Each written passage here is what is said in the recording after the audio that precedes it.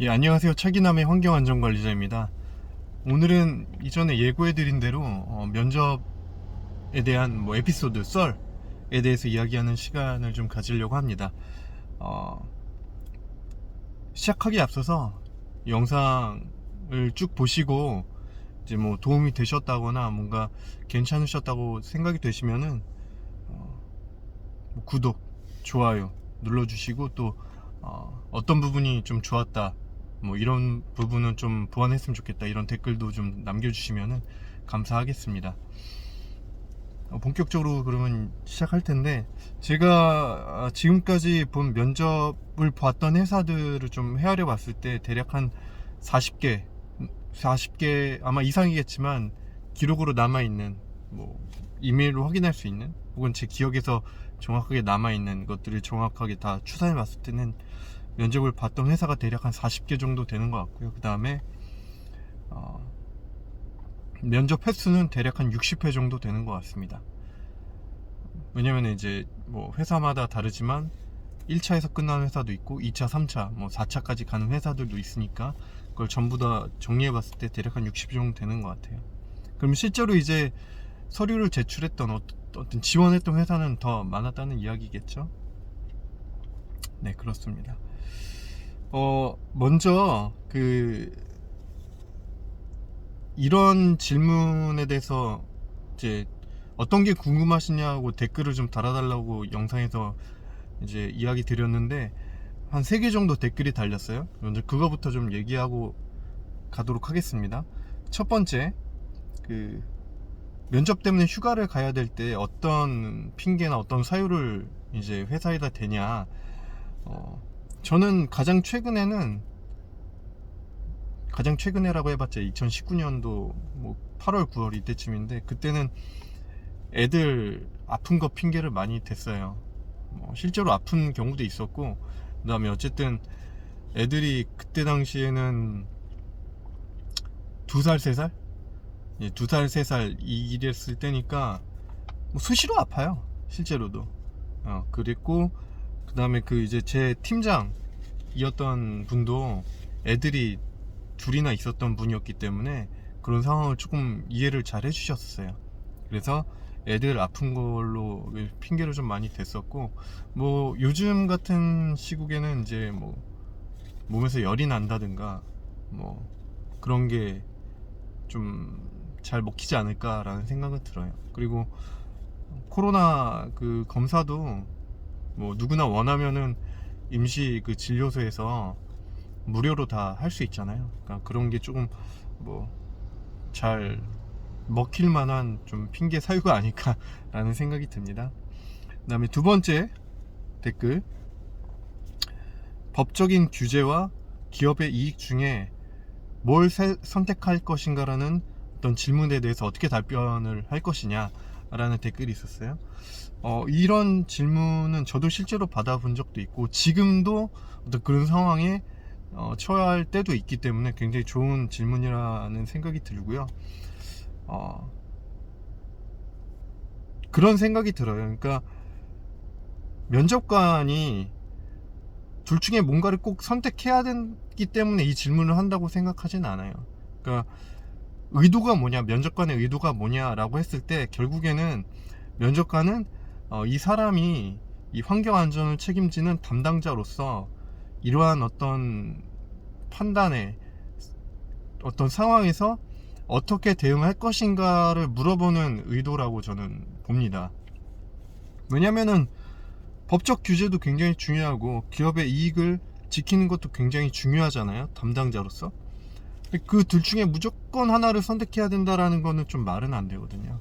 그러면 이제 과연 담당자로서 이것을 어떻게 밸런스를 맞출 것인가에 대한 좀 어떤 노력을 할 것인가에 대해서 잘 설명을 해야 될 것이라고 보고, 일단 먼저 둘 다 중요하다라는 어필을 정확하게 해야 되고, 그 다음에 이제 담당자로서 어쨌든 이 법적 규제도 다 관할 부서가 있고 관할하는 어떤 주무관, 감독관, 어떤 담당자들이 있잖아요, 관공서에.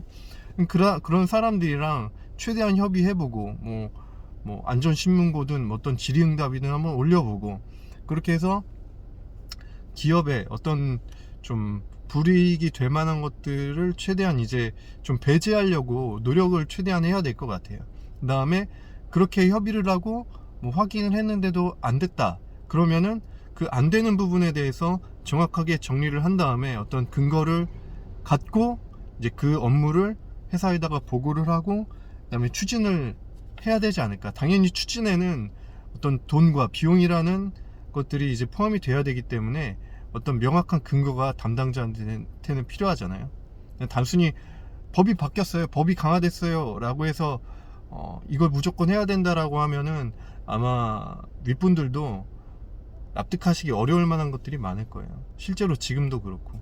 그렇기 때문에 담당자로서는 어쨌든 해야 할 목 최대한 협의하고 그다음에 최대한 어떤 기업에 불이익이 될 만한 어떤 그런 요소들을 최대한 배제할 만큼 배제해 본 다음에 이제 불가피하게 해야 될 부분들에 대해서 명확히 정리해서 보고를 하고, 그 보고에는 어떻게 보면 내가 이만큼 협의했습니다, 그리고 어쩔 수 없이 이 부분은 무조건 진행을 해야 됩니다 라는 근거겠죠. 그래서 그런 것들을 명확히 해서 추진을 해야 되지 않나. 결국에는 이 양립할 수 없는 두 가지의 가치를 밸런스를 맞추기 위해서 담당자로서 최대한 노력을 해서 진행을 할 것입니다 라고 이제 이야기하는 게 좀 맞지 않을까라고 생각이 드는 거죠. 그리고 이걸 얘기할 때에 업무 경험이 좀 있으신 분들은 구체적인 예를 들어서 상황을 좀 정해서 이야기하는 게 어떻게 보면 내가 의도하는 바를 더 정확하게 설명을 할 수 있을 것 같아요. 지금 같은 상황에서는 최근에 이제 대기 면제시설, 대기오염 방지시설 면제시설에 대해서 이제 자가 측정을 해라 올해부터 라는 게 이제 발효가 됐어요.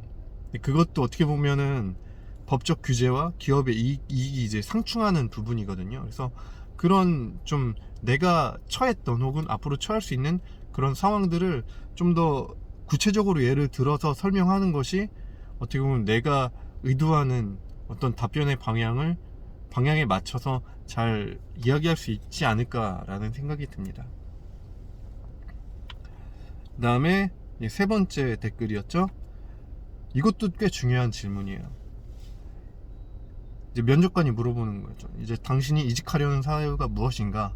그리고 그 이직하려고 하는 사유가 동일하게 또 이 회사에서 발생했을 때에 어떻게 할 것인가? 라는 질문인데, 뭐 이거는 이제 당연히 이직을 했을 때라는 전제가 있기 때문에 경력자에 대한 질문이라고 봐야 되잖아요. 저는 경력 면접은 좀 솔직해야 된다고 생각이 들어요. 예.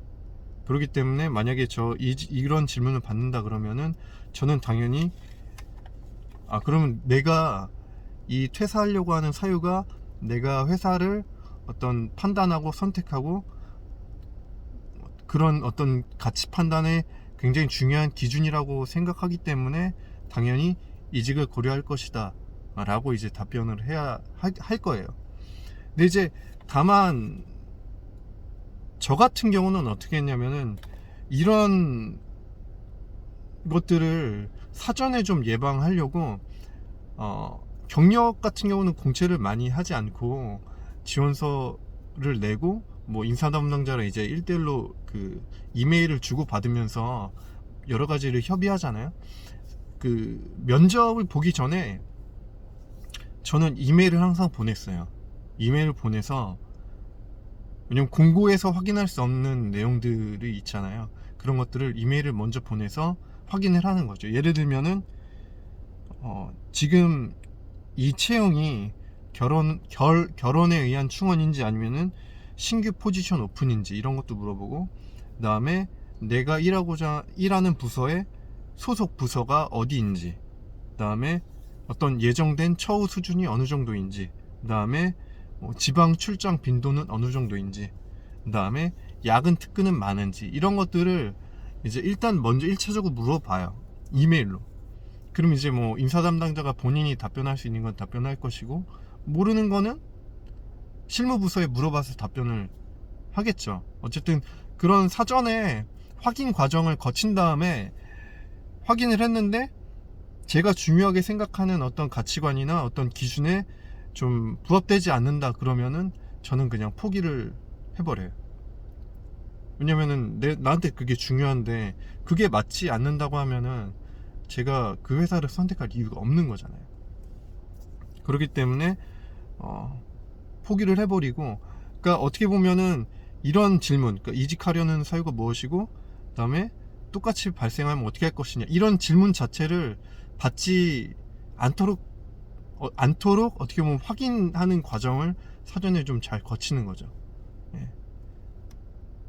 그래서 충분히 가능합니다. 경력 이직일 경우에는 충분히 사전에 확인하는 게 가능하니까 그렇게 하시는 게 아마 좋지 않을까라는 생각이 들어요. 그리고 만약에 질문을 받는다면은 경력직 같은 경우는 그래도 다닐 수 있어요. 이거는 솔직히 좀 말은 안 되는, 그러려면은 지금 다니는 회사 더 다니는 게 맞겠죠. 그래서 솔직하게 있는 그대로 답변을 하되 사전에 확인할 수 있다면 확인을 해서 최대한 이 질문에 대해서 받는 거를 배제하는 게 좋겠다라는 걸 말씀을 드립니다. 벌써 여기까지 말씀드렸는데 11분이 흘러갔어요. 그러면은 제가 준비한 몇 가지 중에 한두 가지만 좀 말씀을 드리고 일단은 여기서 1편은 마무리해야 될 것 같아요. 제가 아까 말씀드렸던 게 이제 면접을 본 회사가 약 40개 정도 된다 그랬죠. 그래서 제가 준비한 질문, 제 첫 번째, 최종 면접까지 갔던 회사는 몇 개인가? 최종 면접까지 갔던 회사는 10개 되고요. 다 말씀드릴게요. 회사 이름 다 실명 공개합니다.